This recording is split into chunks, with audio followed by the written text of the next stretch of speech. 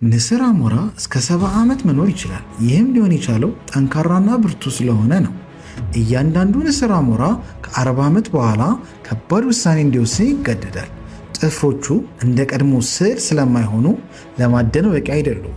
መንቁሩ ከጊዜ በኋላ ይጣመማል፣ ይደነዝዛል፣ ላባቸውም ይወፍራል። ንስር አሞራ ሁለት አማራጭ ብቻ ነው ያለው። ወይ ይሞታል ወይ ደግሞ ህመም ያለው ለውጥ ማድረግ ይኖርበታል።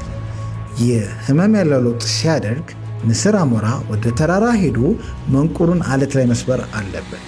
መንቁሩን ከተሰበረ በኋላ አዲስ መንቁር ያድግለታል። በአዲሱ መንቁር ጥፍሮቹን ይነቅላል፣ አዲስም ጥፍር ይበቅልለታል። ከዛም ላባውን ይነጫል፣ አዲስ ላባም ያድግለታል። ይህ በህመምና በስቃይ የተሞላው ጉዞ ለ150 ቀናት ይቆያል። ይህን ለውጥ አድርጎ ከጨረሰ በኋላ አዲስ ህይወት ያገኛል። አንዳንድ ጊዜ የድሮ መጥፎ ልማዶቻችንን መተው ያስፈልጋል ለተሻለ ህይወት ለመኖር ስንል። 6ኛ ዙር የዲጂታል ማርኬቲንግ ስልጠና ሊጠናቀቅ 3 ቀናት ነው የቀሩት። ፈጥነው ይመዝገቡ።